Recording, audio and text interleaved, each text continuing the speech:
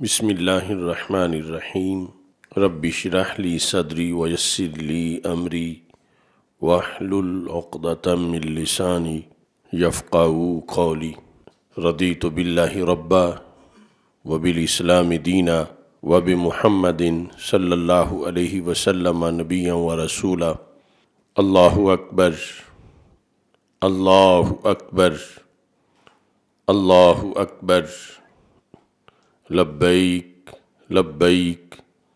لبیک یا رسول اللہ صلی اللہ علیہ وسلم۔ الحمد للہ رب العالمین والصلاة والسلام علی خاتم النبیین سید الرسل و خاتم المعصومین وعلی آلہ واصحابہ اجمعین، اما بعد فاعوذ باللہ من الشیطان الرجیم۔ بسم اللہ الرحمن الرحیم۔ انا انزلنا الیک الکتاب بالحق لتحکم بین الناس بما اراک اللہ، صدق اللہ العظیم وصدق رسولہ النبی الکریم الامین۔ ان اللہ وملائکتہ یصلون علی النبی یا ایہا الذین آمنوا صلوا علیہ وسلموا تسلیما۔ الصلاۃ والسلام علیک یا سیدی یا رسول اللہ وعلی آلک واصحابک یا حبیب اللہ۔ الصلاۃ والسلام علیک یا سیدی یا خاتم النبیین وعلی آلک واصحابک یا سیدی یا خاتم المعصومین۔ مولاي صل وسلم دائما ابدا علی حبیبک خیر الخلق کلہم،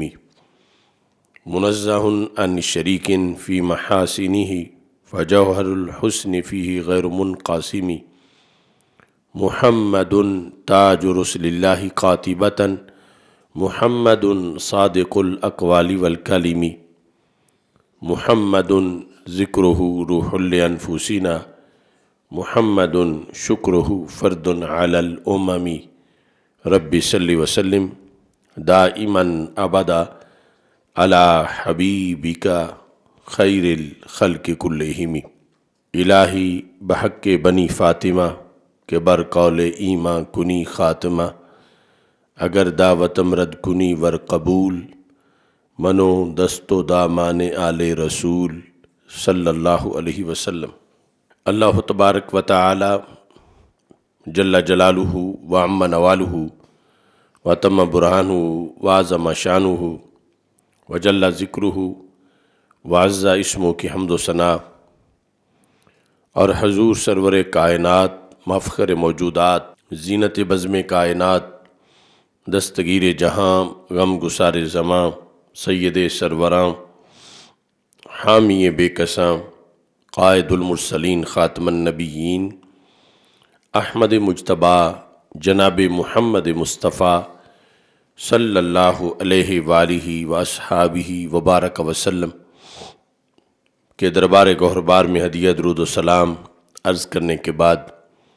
السلام علیکم ورحمۃ اللہ وبرکاتہ۔ رب ذوالجلال کے فضل اور توفیق سے تحریک لبیک یا رسول اللہ صلی اللہ علیہ وسلم اور تحریک صراط مستقیم کے زیر اہتمام اجتماع جمعۃ المبارک کے موقع پر ہمیں مرکز صراط مستقیم تاج باغ لاہور میں نظام پاکستان کانفرنس میں شرکت کی سعادت حاصل ہو رہی ہے۔ میری دعا ہے خالق کائنات جل جلالہ ہم سب کو قرآن و سنت کا فہم عطا فرمائے اور قرآن و سنت کے ابلاغ و تبلیغ اور اس پر عمل کی توفیق عطا فرمائے۔ نظام پاکستان کا موضوع قیام پاکستان سے پہلے ہمارے اکابرین کے پیش نظر تھا، کیونکہ قیام پاکستان کا مقصد لے کر وہ نکلے اور پھر اس مقصد کے لیے قربانی دی، اور پھر یہ پاکستان معرض وجود میں آیا، تو مقصد یہ تھا کہ ہمیں زمین کا ایک ایسا حصہ ملے کہ جس میں ہم وہ نظام نافذ کریں جو دنیا میں ہماری زندگی گزارنے کا ایسا نظام ہو کہ جس کے ثمرات ہمیں آخرت میں بھی میسر آئیں، جو نظام سرور کونین حضرت محمد مصطفیٰ صلی اللہ علیہ وسلم کہ اس نظام کا عکس ہو، بلکہ عین وہی نظام ہو جو کہ 14 صدیاں پہلے ہمارے آقا حضرت محمد مصطفیٰ صلی اللہ علیہ وسلم نے مدینہ منورہ کی سلطنت میں جس نظام کو نافذ کیا تھا۔ مختصر لفظوں میں یہ وہی مضمون ہے جس کو تحریک آزادی کے اس نعرے میں بیان کیا جاتا رہا کہ پاکستان کا مطلب کیا، لا الہ الا اللہ، دستور ریاست کیا ہوگا، محمد الرسول اللہ صلی اللہ علیہ وسلم۔ افسوس یہ کہ جو نظام نافذ کرنے کے لیے اتنی قربانیاں دی گئیں، زمین کا ایک حصہ مل جانے کے بعد آج تک وہ نظام نافذ نہیں ہو سکا، لیکن آج بھی ہمارے اوپر یہ ذمہ داری عائد ہوتی ہے کہ ہم پاکستان میں رہنے والے لوگوں تک پاکستان کی مقصدیت کا پیغام پہنچاتے رہیں کہ یہ ملک کس لیے حاصل کیا گیا تھا، اور یہ نیو ورلڈ آرڈر کی کالونی نہیں ہے، بلکہ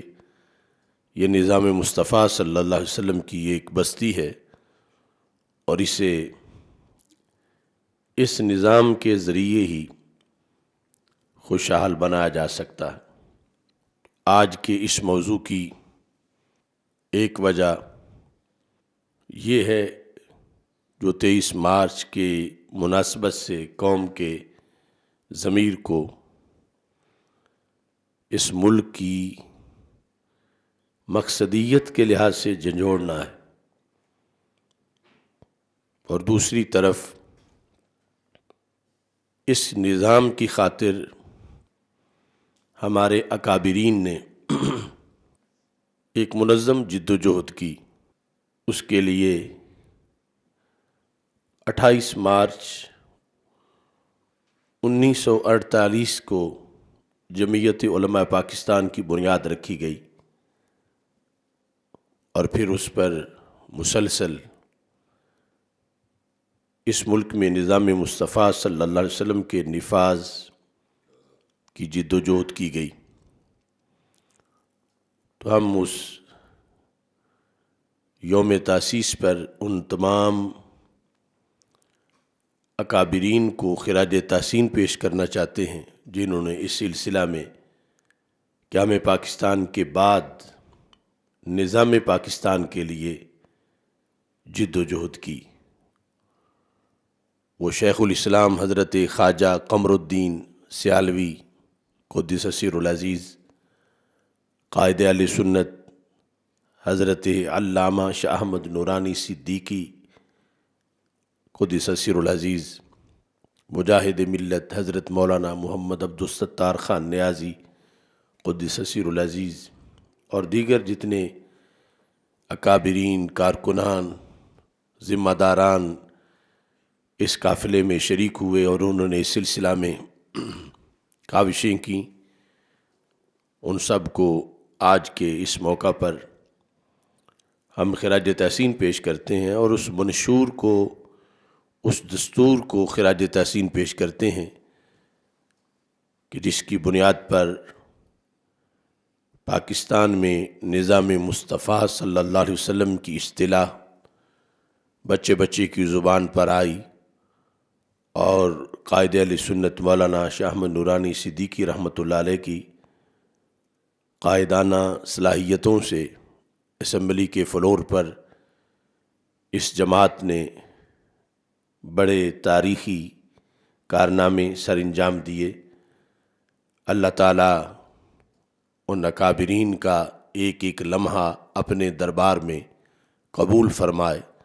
اور خالق کائنات جل جلالہ اس وقت اس زمین پر ہم جو پاکستان کے تحفظ اور پاکستان کے نظریہ کے تحفظ کے مسئول اور ذمہ داران ہیں، ہمیں رب ذوالجلال اپنی ذمہ داریاں نبھانے کی توفیق عطا فرمائے۔ جس دن قوم کو پاکستان کی پاکستانیت کی سمجھ آ جائے گی، اس دن ملک میں انشاءاللہ نظام مصطفیٰ صلی اللہ علیہ وسلم نافذ ہو جائے گا۔ اصل میں اکابرین نے تو خلوص للہیت سے جو جد و جہد کی، اس کی تو کوئی مثال نہیں ملتی کہ جس عہد میں ہم نے یعنی ہمارے اکابرین نے پاکستان بنایا، اس عہد کے اندر عرب دنیا کے علماء، قائدین، مبلغین رشک کرتے رہے کہ ہم عرب ہو کر دین کے لیے چند کلومیٹر علاقہ بھی حاصل نہیں کر سکے، اور ان اجمیوں نے اجمی ہونے کے باوجود کلمہ اسلام کے لیے کس قدر جد و جہد کر کے اتنا بڑا ملک حاصل کیا۔ لیکن یہ عظیم کارنامہ اس وقت تک تشنہ تکمیل ہے جب تک کہ اس میں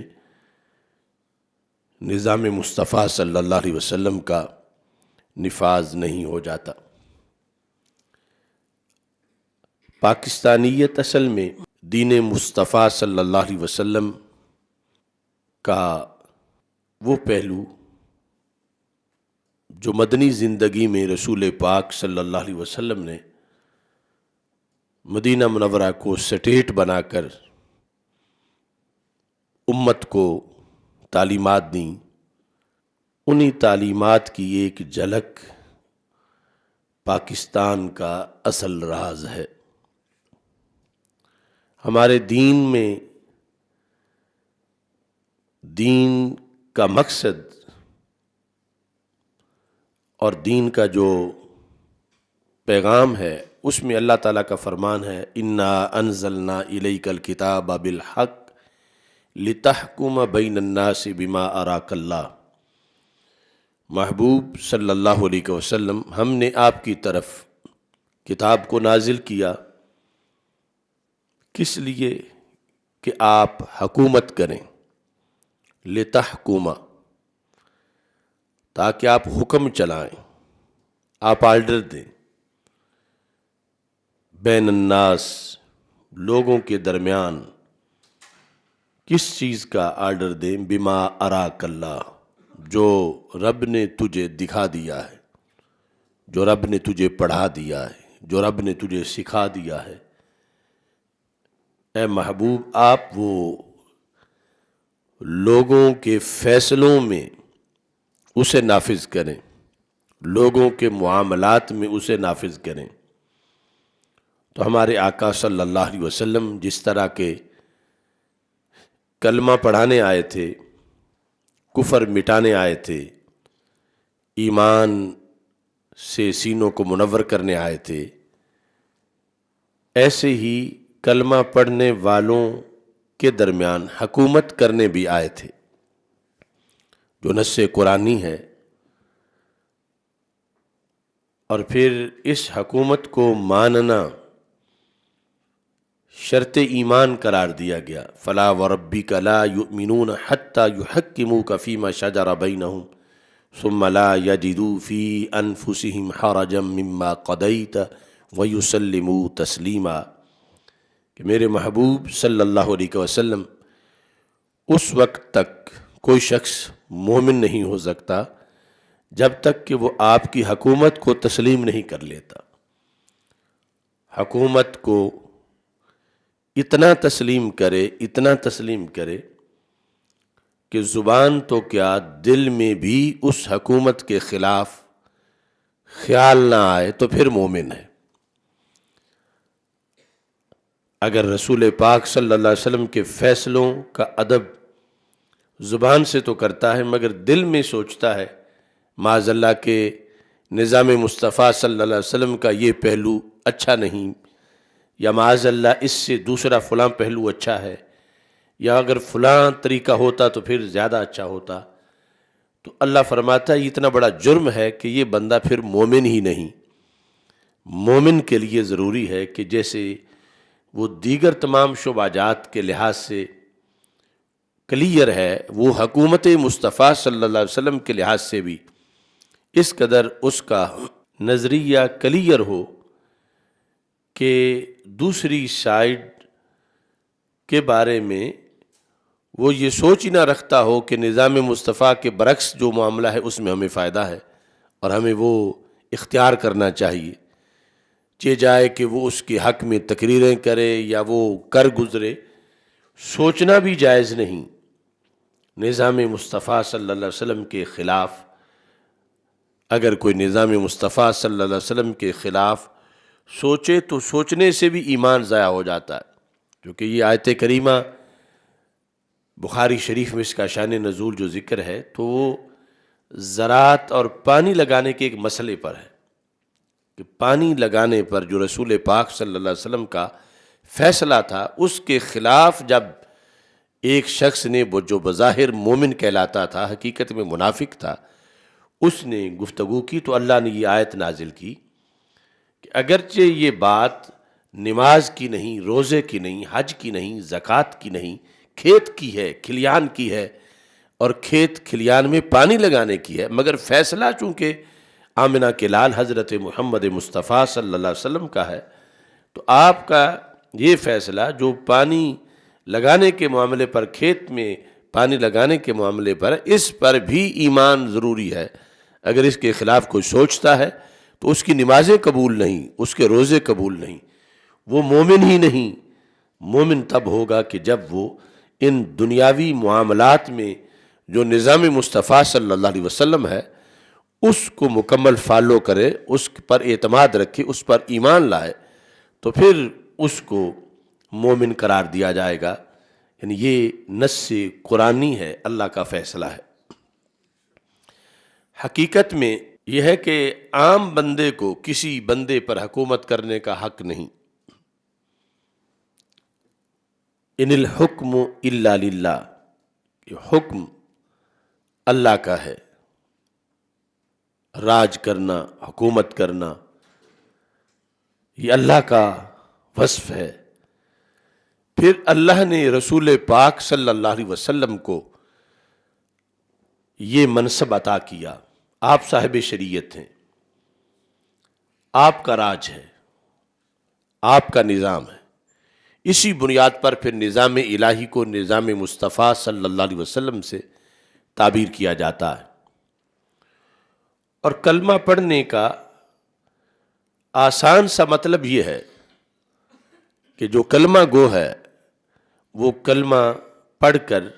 اس بات کا اعتراف کر رہا ہے کہ میں زندگی اللہ اور اللہ کے رسول صلی اللہ علیہ وسلم کے نظام کے مطابق بسر کروں گا۔ اتنا بڑا حلف اٹھا رہا ہے ایک بندہ مومن ہو کر، دائرہ اسلام میں داخل ہو کر، اور یہ حلف اس سے ہر اہم موقع پر لیا جاتا ہے۔ اب دیکھیں، ایک بڑی بندگی اسلام کے اندر حج ہے، جس کی بڑے لوازمات ہیں، خصوصی وردی ہے، احرام ہے، سفر ہے، معین وقت ہے، مشاعر ہیں، مقدس مقامات، خاص اوقات ہیں۔ وہاں جو بار بار نعرہ بلند کیا جاتا ہے وہ اسی نظام کا نعرہ ہے کہ جس میں پہلے تو عقیدہ ہے، کیونکہ اس کے بغیر تو کچھ قبول نہیں، مگر اس کے ساتھ ہی زمین پر جو اللہ کا نظام ہے اس پر حلف اٹھانا ہے کہ ہم کسی اور کا نظام نہیں مانیں گے، نہ اس پہ عمل کریں گے، ہم اللہ اور اللہ کے رسول صلی اللہ علیہ وسلم کے نظام کے مطابق زندگی بسر کریں گے۔ یعنی لبیک اللہم لبیک، لبیک لا شریک لک لبیک، ان الحمد والنعمت لک والملک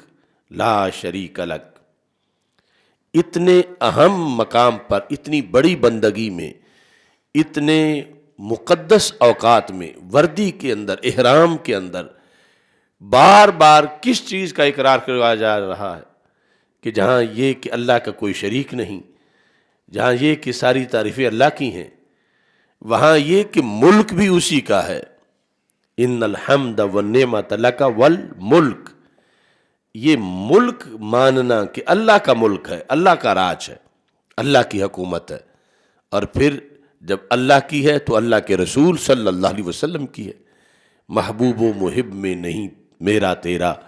اس لیے رسول پاک صلی اللہ علیہ وسلم نے فرمایا وَاعْلَمُوا أَنَّ الْأَرْضَ لِلَّهِ وَلِرَسُولِهِ، کہ ساری زمین اللہ کی ہے اور اللہ کے رسول صلی اللہ علیہ وسلم کی ہے۔ تو ملک کے لحاظ سے عبادت تو صرف اس کی ہے، لیکن ملک میں اس نے زمین ساری کی ساری اور اس کا ہر چپا بیک وقت وہ ملک خدا بھی ہے، ملک مصطفیٰ بھی ہے صلی اللہ علیہ وسلم۔ اس بنیاد پر اس نظام کے لیے صدیوں جد و جہد کی برصغیر کے مسلمانوں نے کہ ہماری عبادت میں، ہمارے دین میں، ہمارے کلمے میں جو چیز ہے، ہمیں اس پر عمل ہم تب کر سکتے ہیں جب زمین اپنی ہو، اپنی زمین نہ ہو تو اس پہ عمل نہیں ہو سکتا۔ تو ہمارا دین جو ہے اس میں یہ ہے کہ ہماری زمین اپنی ہو، یعنی حقیقت میں تو ہے ہی جب ہمارے اللہ کی اور ہمارے رسول صلی اللہ علیہ وسلم کی ہے، تو باقی سب جس نے بھی قبضہ کیا ہے وہ قبضہ گروپ ہیں، وہ مالک نہیں۔ مالک وہی ہوگا جو ان ہستیوں کا کلمہ پڑھے گا، اللہ اور اللہ کے رسول صلی اللہ علیہ وسلم کا۔ اس بنیاد پر یہ ظاہری طور پر بھی اس زمین کو آزاد کر کے کہ ہم اپنے اللہ اور اپنے رسول صلی اللہ علیہ وسلم کے دیے حکم کے مطابق پورا دین مان تب سکتے ہیں جب اپنی زمین ہو۔ تو دین کو زمین چاہیے، اس نعرے پر تقریریں ہوتی رہیں، صدیوں ممبروں پر لوگوں کو تیار کیا جاتا رہا، تب جا کے پاکستان کے لیے اتنا بڑا فیصلہ ہوا اور اتنا بڑا کارنامہ سر انجام دیا گیا۔ لیکن پاکستان بنانے کے بعد آج یعنی دین کے لیے جو زمین تھی، اس زمین پہ پھر آگے انگریز کے چھوڑے ہوئے لوگ قابض ہوئے ان کرسیوں پر، ان ایوانوں پر، اور دین پھر محدود ہے۔ آج وہ قرآن مجید مسجد کی، مدرسہ کی الماریوں تک اور اس کا نظام نافذ نہیں۔ تو نظام پاکستان، قیام پاکستان سے پہلے ذہنوں میں تھا کہ یہ نظام ہوگا، اور قیام پاکستان کے بعد آج بھی نظام پاکستان جو ہے وہ قرض ہے اور اسے نافذ نہیں کیا جا رہا۔ ایک طرف تو یہ آیات جو میں نے آپ کے سامنے پڑھی یہ، اور دوسری طرف ہمارے آقا صلی اللہ علیہ وسلم کا فرمان ہے جس کو امام بغوی نے شرح السنہ میں روایت کیا۔ آپ صلی اللہ علیہ وسلم ارشاد فرماتے ہیں لا یؤمن احدکم، تم میں سے کوئی بندہ اس وقت تک مومن نہیں ہو سکتا، یعنی اہل ایمان کو خطاب ہے، کب تک؟ حتی یکون ہواہ تبعا لما جئت بہ، اس وقت تک تم میں سے کوئی صحیح مومن نہیں ہو سکتا جب تک اس کی خواہش میری شریعت کے تابع نہ ہو جائے۔ حتی یکون ہواہ تبعا لما جئت بہ، جو میں لے کے آیا ہوں، راج میرے حکم نے کرنا ہے، امتی میرا ہو اور یہ کہے کہ اس کی مرضی چلے۔ فرمایا یہ امتی ہونے کا شیوا نہیں۔ لا یؤمن احدکم، تم میں سے کوئی بھی اس وقت تک مومن نہیں ہوگا حتی یکون ہواہ تبعا لما جئت بہ، جب تک اس کی خواہشات میرے نظام کے تابع نہ ہو جائیں، میری شریعت کے تابع نہ ہو جائیں، اس وقت تک وہ مومن نہیں۔ تو ہمارے آقا صلی اللہ علیہ وسلم نے یعنی یہ فرما دیا کہ جس طرح اب نماز پڑھنے کا طریقہ تم میرا بتایا ہوا لے کر مجھے اور میرے اللہ کو راضی کر سکتے ہو، تم گھڑ کے اپنا طریقہ نہیں بنا سکتے، روزے کا تم اپنا طریقہ نہیں بنا سکتے، حج کا تم اپنا طریقہ نہیں بنا سکتے، ایسے ہی دکان پہ سودا بیچنے کا تم طریقہ اپنا نہیں بنا سکتے،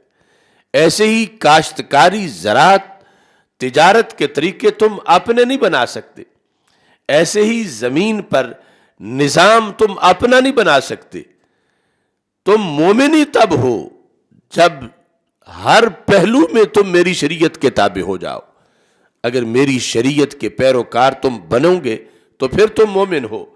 اور اگر میری شریعت کے پیروکار تم نہیں بنتے تو پھر تم مومن نہیں۔ اب اس میں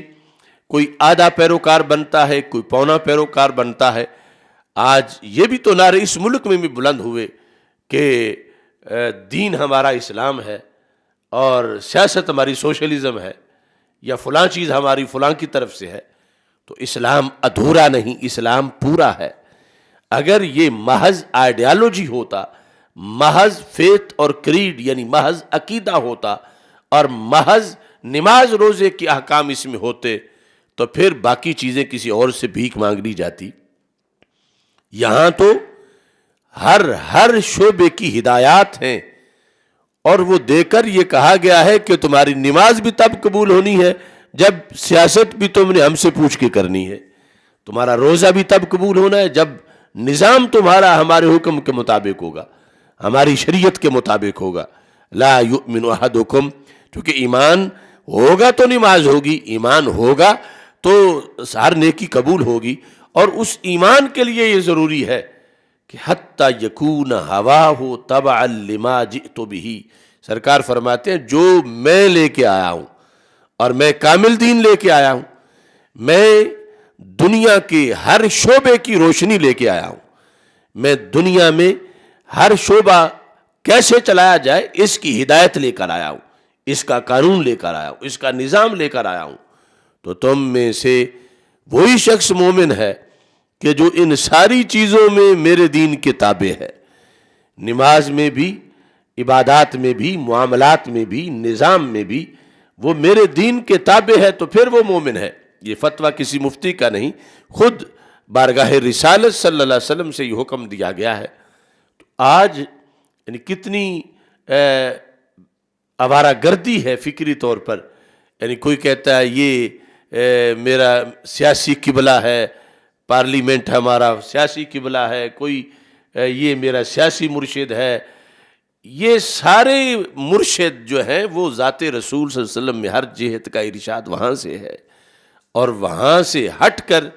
اگر کوئی دوسرا کوئی شعبہ اختیار کرتا ہے تو سرکار فرماتے ہیں، اور اللہ فرما رہا ہے قرآن مجید میں کہ لا یؤمنو، اس میں بھی یہی ایمان جو ہے اس کی نفی کی گئی ہے، اور یہاں بھی ایمان کی نفی کی گئی ہے حدیث شریف کے اندر۔ عذر یہ فلا وربک لا یؤمنون حتی یحکموک، محبوب آپ کی حکومت نہیں مانیں گے تو مومن نہیں ہیں۔ اور ادھر سرکار دو عالم صلی اللہ علیہ وسلم یہ ارشاد فرما رہے ہیں کہ لا یؤمن احدکم حتی یکون ہواہ، دل کی تمنا، یعنی آج کوئی کہتا ہے ٹھیک ہے قرآن یہ ہے لیکن میں یہ چاہتا ہوں، کوئی کہتا ہے ٹھیک ہے حدیث میں یہ ہے مگر میں یہ چاہتا ہوں، ٹھیک ہے نظام مصطفیٰ صلی اللہ علیہ وسلم میں یہ ہے مگر میں یہ چاہتا ہوں۔ اب یہ کفر ہے کہ قرآن میں ہے مگر میں یہ چاہتا ہوں، یہ میں یہ چاہتا ہوں قرآن کے مقابلے میں کہنا، حدیث کے مقابلے میں کہنا، دین کے مقابلے میں کہنا۔ اسی تو سرکار نے فرمایا کہ تم اپنی خواہش کو قربان کرو دین کے سامنے تو پھر تم مومن ہو۔ اگر تم اپنی خواہش بھی رکھتے ہو اور پھر اسے ترجیح دیتے ہو کہ ٹھیک ہے قرآن الماری میں بند رہے اور ہم فیصلہ کرتے وقت اپنی خواہش سے فیصلہ کرتے ہیں، یہ معاذ اللہ اپنی ول پاور سے، اپنی مرضی سے، تو نظام پاکستان میں سر فہرست یہ ہے حکم اللہ کا ہے، اللہ کے رسول صلی اللہ علیہ وسلم کا ہے، نیابتاً پھر جو ان کو ماننے والے ہیں ان کو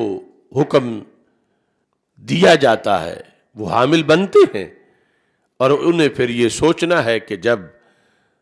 ان کو اتنا بڑا منصب دیا گیا ہے تو اس منصب کی شرطیں ہیں، اور اس شرط کے مطابق پھر انہوں نے اپنا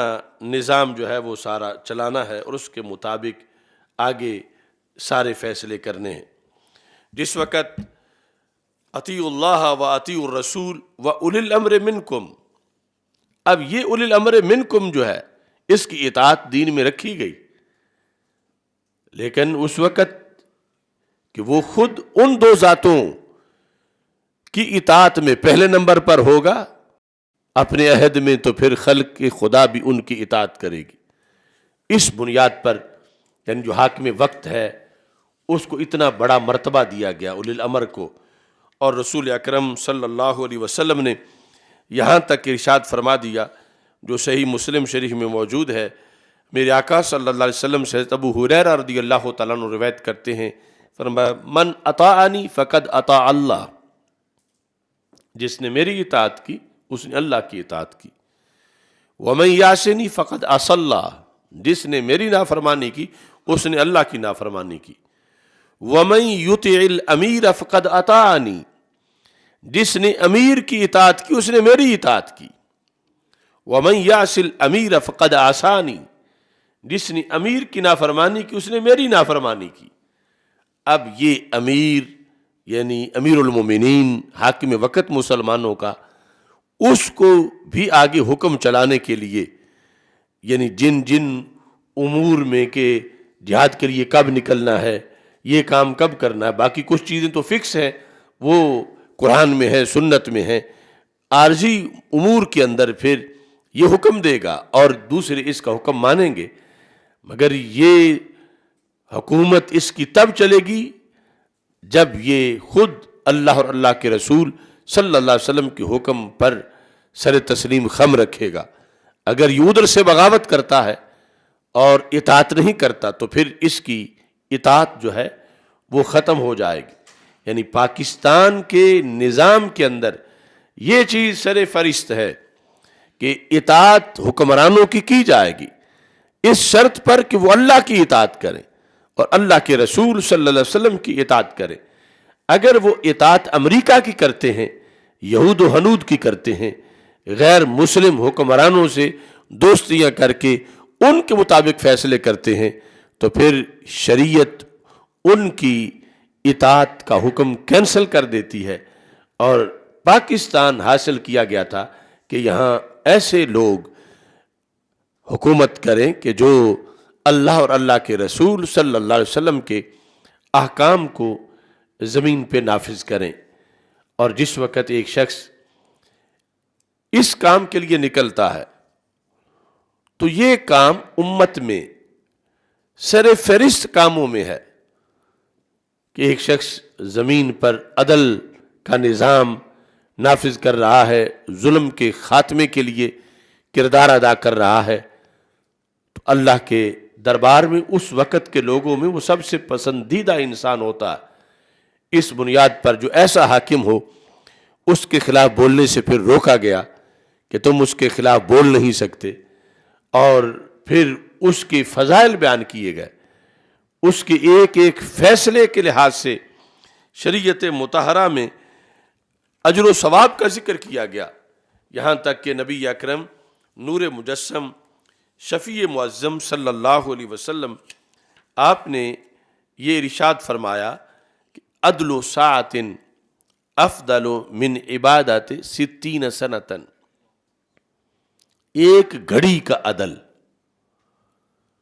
60 سال بندگی سے زیادہ مقام رکھتا ہے۔ اب عدل کی روزانہ ڈیمانڈ ہے، عدل کی ہر وقت ڈیمانڈ ہے، عدل کی روئے زمین پر نظام کے اندر سب سے بنیادی ڈیمانڈ ہی عدل کی ہے۔ گلی گلی میں عدل، شہر شہر میں عدل، ہر طبقے میں عدل۔ تو اس عدل کی بنیاد پر نبی اکرم نور مجسم شفیع معظم صلی اللہ علیہ وسلم نے امت مسلمہ کا جو نظام ہے اس کی بنیاد رکھی، اور جب اس کی خلاف ورزی ہوتی ہے تو پھر ویرانیاں آتی ہیں۔ یعنی پاکستان کی خوشحالی اور باقی ملکوں کی خوشحالی یعنی جو غیر مسلم کنٹریز ہیں ان میں زمین و آسمان کا فرق ہے. جس طرح اب یہ سمجھ لیں کہ کچھ کام کچھ لوگوں کی ریفریشمنٹ ہے اور ہمارے ہاں وہ حرام کاری ہے. کچھ لوگ عریان ننگے ناچ رہے ہیں اور مرد و زن، تو یہ ان کی تفریح ہے، یہ ان کی خوشی ہے، اور ہمارے ہاں یہ شریعت سے بغاوت ہے، اللہ کے عذاب کو دعوت دینا ہے. کچھ لوگ وہ اسے اپنا کلچر کہہ رہے ہیں، جبکہ ہمارے نزدیک اس پر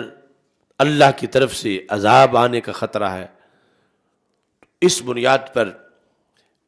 اوروں کے نظام اور پاکستان کے نظام میں زمین و آسمان کا فرق ہے. ہمارے آقا صلی اللہ علیہ وسلم ارشاد فرماتا ہے یوم من امام عادل افضل من عبادت 60 سنتاً. پاکستان میں نظام ایسے بندے کے ہاتھ میں ہونا چاہیے کہ جس کا ایک دن 60 سال کی بندگی سے بڑا مقام رکھتا ہو. حد یقام فی الارض بحقہ ازکی فیہا من مطر 40 یوما. اب بارش نہ برستی ہو، قحط پڑا ہوا ہو، ہر چیز بھسم ہو رہی ہو، جانور مر رہے ہوں اور فصلیں سبزہ سب ختم ہو رہا ہو، تو بارش ہو جائے تو اس سے کتنی ہریالی، کتنی خوشحالی آئے گی. ہمارے آقا صلی اللہ علیہ وسلم فرماتے ہیں جب ایک شرعی حد نافذ کی جاتی ہے، مثلا چوری کی بنیاد پر چور کا ہاتھ کاٹا گیا، زانی پر حد لگائی گئی، شرابی پر حد لگائی گئی، تطہیر کی جا رہی ہے، یعنی معاشرہ اس میں یہ نظام ہے کہ حدود اس کے اندر نافذ ہوتی ہیں، تو میرے آقا صلی اللہ علیہ وسلم فرماتے ایک حد کو نافذ کرنے سے جو برکت آتی ہے وہ 40 دن کی بارش سے زیادہ ہوتی ہے. ازکی فیہا من مطر 40 یومن، یعنی 40 دن کے راتوں کو بارش ہو، پھر صبح سورج نکلے دھوپ، پھر رات کو بارش ہو جائے، پھر دھوپ نکلے. اب اس سے کتنی ہریالی آتی ہے، کتنی خوشحالی ہوتی ہے. تو میرے آقا صلی اللہ علیہ وسلم فرمایا جو میں نظام دے رہا ہوں انسانی معاشرے کے اندر، جب اس نظام پہ عمل ہوتا ہے بدی کو روکنے کے لیے، برائی کے خاتمے کے لیے، بظاہر ایک سخت چیز ہے لیکن اس کے اندر کرم کتنا ہے. فرمایا ایک حد جب قائم کر دی جاتی ہے تو وہ 40 دن کی بارش سے زیادہ اس میں اللہ کی طرف سے برکتوں کا نزول ہوتا ہے. یعنی یہ ہے نظام پاکستان جس کے پیش نظر یہ ملک حاصل کیا گیا تھا کہ اس کے اندر جرائم کا خاتمہ ہو، کہ حدود نافذ ہوں، اور حدود نافذ اس نظام میں ہے جو نظام مصطفیٰ صلی اللہ علیہ وسلم ہے. ورنہ دوسرے تو ان کو کبھی معاذ اللہ وحشیانہ سزائیں، اور کبھی کچھ کہتے ہیں کبھی کچھ کہتے ہیں، اور جرائم دوسرے نظام خود پیدا کرتے ہیں. اور نبی اکرم نور مجسم شفیع معظم صلی اللہ علیہ وسلم نے جس شخص نے یہ نظام قائم کرنا ہے اس کے لیے پھر اس کی فضیلت بیان کی، اس کے لیے دعائیں کی. سیدہ عائشہ صدیقہ رضی اللہ تعالی عنہا اور دیگر صحابہ کرام بالخصوص حضرت ابو ہریرہ رضی اللہ تعالی عنہ روایت کرتے ہیں، کہتے ہیں لعمل العادل فی رعیتی یوم واحدہ، رعایا میں جو بادشاہ ہے وہ ایک دن رعایا کی خدمت کر رہا ہے، ایک طرف اس کا کام ہے جس کو بظاہر آج کے لوگ سیاسی کہہ دیں گے، لیکن وہ شرعی امام ہے، اس کا یہ کام رسول پاک صلی اللہ علیہ وسلم فرماتے ہیں افضل من عمل العابد فی اہلہ مئۃ عام، محض عابد اپنے گھر میں 1 صدی بندگی کرتا رہے، اس سے اس حاکم کا 1 دن زیادہ مقام رکھتا ہے کہ جس نے رعایا کے مسائل سنے، عدل قائم کیا، ظلم کے خاتمے کے لیے کردار ادا کیا۔ یعنی کہاں وہ 1 صدی کا روزہ، 1 صدی کا قیام، 1 صدی کی تسبیحات، اور کہاں 1 دن۔ یعنی شریعت میں نظام کی ویلیو کتنی ہے اور نظام لانے والوں کا مقام کتنا ہے، اور نظام مصطفیٰ صلی اللہ علیہ وسلم برقرار کرنے والے، پھر یہ جو اس کی جو کابینہ ہوگی، اس کے جو ورکر ہوں گے، ان سب کو اس کی نیکی کا حصہ ملے گا کہ یہ سب ظلم کے خاتمے کے لیے اپنا کردار ادا کر رہے ہیں۔ رسول اکرم نور مجسم شفیع معظم صلی اللہ علیہ وسلم نے یہ بھی ارشاد فرمایا جو حضرت عائشہ صدیقہ رضی اللہ تعالی عنہا روایت کرتی ہیں۔ نظام مصطفیٰ صلی اللہ علیہ وسلم میں ایک شخص خود اس چیز کا طلبگار نہیں ہوتا کہ مجھے اپنا صدر بناؤ، مجھے اپنا وزیر اعظم بناؤ، مجھے اپنا امیر المومنین بناؤ، لیکن جس وقت اسے بنا دیا جاتا ہے تو ہمارے آقا صلی اللہ علیہ وسلم ارشاد فرماتے ہیں اللہ اس کے لیے فرشتوں کو لگا دیتا ہے کہ جو اس کے لیے معاون بن جاتے ہیں۔ حضرت معاذ بن جبل رضی اللہ تعالیٰ عنہ روایت کرتے ہیں، مسند امام احمد میں یہ حدیث شریف موجود ہے، یقال للامام العادل فی قبرہ، امام عادل، یہ جو منصب غیب ہے امت میں سے، امام عادل کہ جو ہو زندہ لوگوں میں اور زمین پر اللہ کا نظام نافذ کرے، یہ جب دنیا سے جاتا ہے تو اسے قبر میں کہا جاتا ہے ابشر فإنک رفیق محمد صلی اللہ علیہ وسلم، کہ تو خوش ہو جا کہ قبر میں تو تنہا نہیں رہے گا، تجھے برزخ میں بھی رسول پاک صلی اللہ علیہ وسلم کی رفاقت ملے گی۔ فإنک رفیق محمد صلی اللہ علیہ وسلم۔ اور دوسرے مقام پر سیدہ عائشہ صدیقہ رضی اللہ تعالی عنہا روایت کرتی ہیں کہ رسول پاک صلی اللہ علیہ وسلم ارشاد فرماتے ہیں من واللہ اللہ عز وجل من امر المسلمین شیئا، کہ جسے اللہ نے مسلمانوں کے امور میں سے کسی امر کا والی بنا دیا، مسلمانوں کی امور میں سے، یعنی وہ یوں سمجھو کہ محلے میں ہے، یونین کونسل میں ہے، وہ اس سے اوپر ضلعی سطح پر ہے، وہ صوبائی سطح پر ہے، وہ مطلقاً امیر المومنین ہے، فَأَرَادَ بِهِ خَيْرًا، اس نے اپنے منصب پر رہتے ہوئے خیر کا سلسلہ جاری کیا، جَعَلَ لَهُ وَزِيرَ صِدْقٍ، اللہ اس کا کوئی وزیر صدق بنا دیتا ہے، فَإِن نَاسِيَ ذَكَرَهُ وَإِن ذَكَرَ أَعَانَهُ، اگر یہ بھول جائے تو وہ وزیر اس کو یاد کراتا ہے، اور اگر اسے یاد ہو تو وزیر اس کا معاون بن جاتا ہے۔ یعنی اس میں اگلی حدیث میں آئے گا کہ وہ فرشتوں کی طرف سے اللہ اس کے ساتھ فرشتے اٹیچ کر دیتا ہے،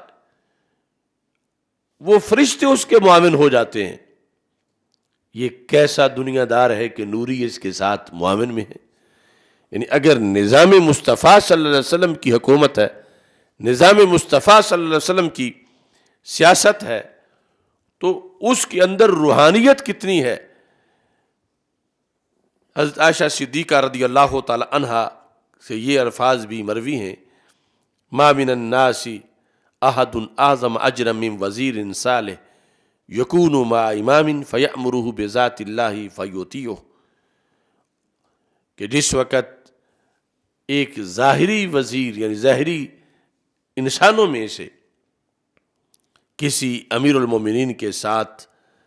وہ رہتا ہے اور اس کو اچھائی کا مشورہ دیتا ہے، تو رسول پاک صلی اللہ علیہ وسلم نے فرمایا کہ اس سے بڑا اجر کسی کو نہیں ملے گا جتنا اجر اس وزیر کو ملے گا۔ اور رسول پاک صلی اللہ علیہ وسلم نے ایسے لوگوں کے لیے پھر یہ حکم دیا، فرمایا لا تسبوا السلطان، سلطان کو گالی نہ دو، یعنی اگر وہ سلطان نظام مصطفیٰ صلی اللہ علیہ وسلم کا حکمران ہے، اگر وہ سلطان اللہ اور اللہ کے رسول صلی اللہ علیہ وسلم کے حکم پر اس نے سر تسلیم خم کیا ہوا ہے، تو پھر اس کی یہ پرسنالٹی ہے کہ سرکار فرمائے اسے گالی نہ دو۔ ظاہر ہے کہ اگر وہ بغاوت کرے گا دین سے، پھر تو ہو سکتا ہے ایسے مقام پر بھی پہنچے کہ اس پہ لعنت کی جائے،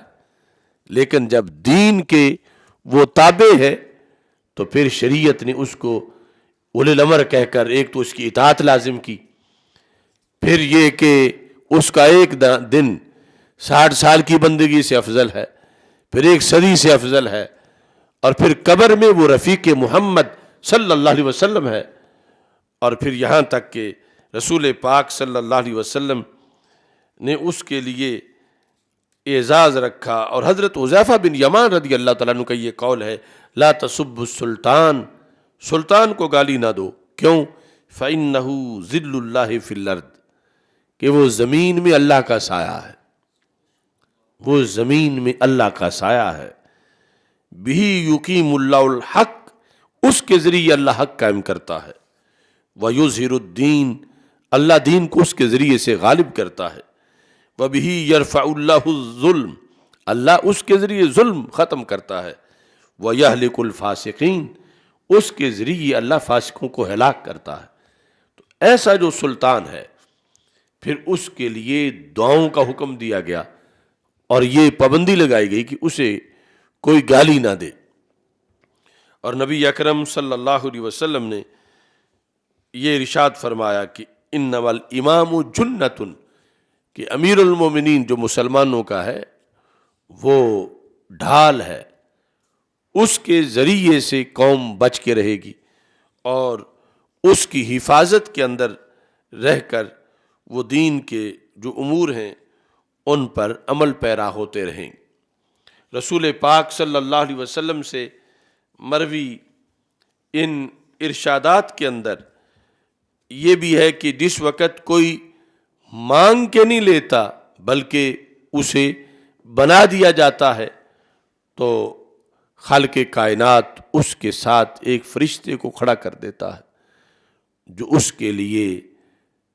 محنت کرتا ہے، معاون بنتا ہے، اور اگر وہ خود چھین کے لیتا ہے، مانگ کے لیتا ہے، تو وکل الی نفسہ، پھر اسے اسی کے سپرد کر دیا جاتا ہے۔ تو یہ چند احادیث اور آیات جو آپ کے سامنے اس وقت پیش کی ہیں، اس سے یہ مقصد ہے کہ قوم کے ذہنوں میں مسلسل یہ آواز پہنچائی جائے۔ ہمارے عرف میں سیاست کا مفہوم بھی غلط سمجھا جا رہا، خلافت کا مفہوم بھی غلط سمجھا جا رہا، پاکستان کی پاکستانیت کا مطلب بھی غلط سمجھا جا رہا، یعنی تب یہ سارے حالات ہیں کہ جو عوامی نمائندے ہیں وہ بھیڑ بکریاں بنے ہوئے ہیں، تب یہ ہے کہ جو عدم اعتماد لا رہے ہیں وہ خود کتنے عدم اعتماد کے مستحق ہیں۔ یہ لوگ باری باری پاکستان کو لوٹنے والے ہیں، کیونکہ ان میں کوئی بھی ایسا نہیں کہ جو سیدنا صدیق اکبر رضی اللہ تعالیٰ عنہ کا عکس جمیل ہو،